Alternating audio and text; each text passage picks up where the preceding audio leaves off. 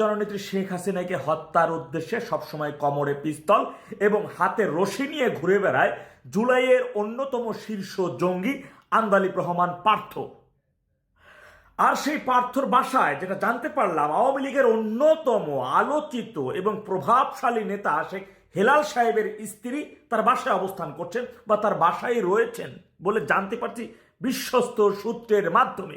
এখন পর্যন্ত কিন্তু কোনো ধরনের কোনো একজন আত্মীয়দের বিষয়ে কোনো ধরনের কোনো নির্দেশনা আসে নাই, যা নিয়ে তৃণমূল পর্যায়ে চরমভাবে ক্ষোভ এবং নানান অভিযোগ বিরাজ করছে। ছাত্রলীগের সাবেক সাধারণ সম্পাদক সিদ্দিক নাজমুল আলম সাহেবের একটি গুরুত্বপূর্ণ ফেসবুক পোস্ট আপনাদের সামনে তুলে ধরছি, বন্ধুরা একটু খেয়াল করে শুনবেন। তিনি লিখেছেন, আমাদের নেত্রীর দলীয় নেতাকর্মীদের উদ্দেশ্যে চূড়ান্ত বার্তা হচ্ছে 12 তারিখের নির্বাচন বয়কট করা এবং ভোটারদেরকে ভোট কেন্দ্রে না যাওয়ার জন্য অনুরোধ করা। আমরা তা মেনে যতটুকু সম্ভব কাজ করে যাচ্ছি, কিন্তু সমস্যা হলো বাংলাদেশ আওয়ামী যুবলীগের কেন্দ্রীয় কমিটির 1 নম্বর সদস্য ব্যারিস্টার তৌফিক এই নির্বাচনে স্বতন্ত্র প্রার্থী হয়ে লড়ছেন। যুবলীগ কি তাকে বহিষ্কার করছে? উত্তর হলো করেনি, কারণ সে পরশ সাহেবের খালাতো ভাই। শুধু সদস্য হয়েও তাদের সাংগঠনিক পাওয়ার দালালির পাওয়ার ছিল আকাশচুম্বী, কারণ সে পরশ সাহেবের খালাতো ভাই। চিনিচোরের পোলা পার্থের পক্ষে নির্বাচনী প্রচারণায় জোরে সোরে প্রচারণা চালাচ্ছে আরেক যুবলীগ কেন্দ্রীয় কমিটির প্রভাবশালী সদস্য শান্ত। তার হাবভাবে মনে হতো যুবলীগের 3 নাম্বার ব্যক্তিটি সে, তাকেও কিন্তু বহিষ্কার করা হয় নাই। অথচ ব্যারিস্টার সুমন পার্টি ক্ষমতায় থাকতে একটি গঠনমূলক সমালোচনা করার জন্য তাকে বহিষ্কার হতে হয়েছিল। আশ্চর্যের বিষয় কি জানেন, তৌফিক এবং শান্ত দুজনের কারোরই কোনো রাজনৈতিক কিংবা মিছিল মিটিংয়ের কোনো ব্যাকগ্রাউন্ড ছিল না। শুধুমাত্র আত্মীয় হবার কারণে তাদের জীবনের প্রথম পদবি হচ্ছে কেন্দ্রীয় যুবলীগ, তাও আবার চেয়ারম্যানের পরের ক্ষমতাশীল ব্যক্তির মতো প্রভাবশালী। Take New Year up a gear with Apple Watch Series 11. Invaluable health insights on your wrist from 369. Plus get up to 2 months Apple Music free at Currys. অথচ ব্যারিস্টার সুমন ছিলেন সাবেক ছাত্রলীগ নেতা, এখন তিনি কারাগারে। আমার জানা মতে শুধুমাত্র ব্যতিক্রম নিক্সন চৌধুরী এবং শেখ নাইম সাহেব, এ দুজন ছাড়া এই সময় প্রভাবশালী আত্মীয় স্বজন যারা আছেন তারা কেউ নেতাকর্মীদের খোঁজ খবর রাখতেছেন না। তারা দুইজন আমার জানা মতে সর্বোচ্চ করে যাচ্ছেন, অথচ করার কথা ছিল আরো অনেকেরই।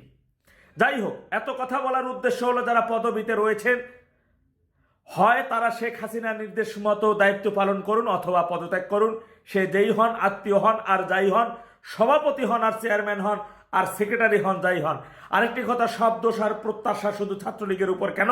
যুবলীগ স্বেচ্ছাসেবক নিয়েও আমাদের বিশ্লেষণ থাকা উচিত, নাকি ওই 2 পার্টি আসমান থাইক্কা নাজিল হইয়াছে? তার কথার সাথে সম্পূর্ণভাবে একমত পোষণ করতেছি ভাইয়ের আমার। সেই সাথে এখন পর্যন্ত কেন এই সকল সুযোগ সন্ধানে ওই সকল আত্মীয়দের বিষয়ে কোনো ব্যবস্থা নেওয়া হচ্ছে না? এই সকল আত্মীয়দের যদি ন্যূনতম লজ্জাবোধ থাকে, ন্যূনতম যদি তাদের ভিতরে একটু আত্মসম্মান বোধ থাকে, সব জায়গা থেকে তাদের পদত্যাগ করা উচিত। সব জায়গা থেকে তাদের ফেসবুকে এসে জানিয়ে দেওয়া উচিত যে আমি আমার ব্যর্থতার জন্য এখান থেকে সরে যাচ্ছি। কিন্তু তা তারা করতেছে না। টাটার দলগুলো আগামীতে আবার 4টা খাওয়ার জন্য প্রস্তুতি নিতেছে।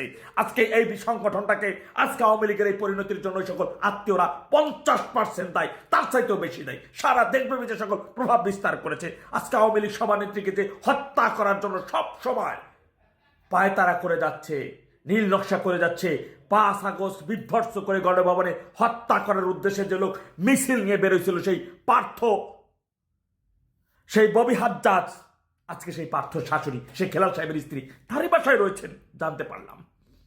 ইভেন যুবলীগের এই সকল নেতারা তার নির্বাচনী প্রচারণায় করতেছে 2 জন সদস্য, তাদের এই বিষয়ে কোনো কিছু করতেছে না। কারণ ওই যে ভাবি যুবলীগ আছে না, শেখ পরশ সাহেব, তাকে যুবলীগ আইনা যুবলীগটাকে ধ্বংস করে দেওয়া হয়েছে। শেখ তারপর সাহেব ঢাকা মহানগর দক্ষিণ আওয়ামী লীগটাকে স্যারা বেড়া বানায় ফেলাইছে, 3 তারিখে পালাই গেছে, গলা শুকিয়ে যাওয়া অবস্থা। এগুলো কি তৃণমূল এখন পর্যন্ত কিন্তু তাদের বিষয়ে কোনো ব্যবস্থা নেওয়া হচ্ছে না, কোনো কথা হচ্ছে না। সেই নিয়ে কিন্তু একটা বিদ্রুপ আলোচনার ভিতরে ভিতরে চলছে, গুরু গম্ভীর অবস্থায় চলছে। আশা করি অচিরেই আওয়ামী লীগ সভানেত্রী জননেত্রী শেখ হাসিনা সারা বাংলার লক্ষ লক্ষ তৃণমূল আওয়ামী লীগের একমাত্র আশার স্থল, তিনি এই বিষয়ে ব্যবস্থা নেবেন, বক্তব্য প্রদান করবেন অফিসিয়ালি এই সকল আত্মীয়দের বিষয়, যাদের জন্য বিগত 15 বছর 7 মাস যাবৎ নিপীড়িত নির্যাতিত ছিল আওয়ামী লীগের অসংখ্য তৃণমূলের ভাইয়েরা, যাদের প্রভাবের কারণে আজকের আওয়ামী লীগের এই পরিণতি ভোগ করতে হয়েছে, যাদের আত্মীয়রা ঘোর আওয়ামী লীগের শত্রুরা, শুধু দেশ বিরোধী স্বাধীনতা বিরোধী সিনিসরের বাচ্চা, এদের সাথে কি তাদের আত্মীয়তা করা লাগছে? আর এই দেশের মধ্যে কোনো ভালো মানুষ ছিল না।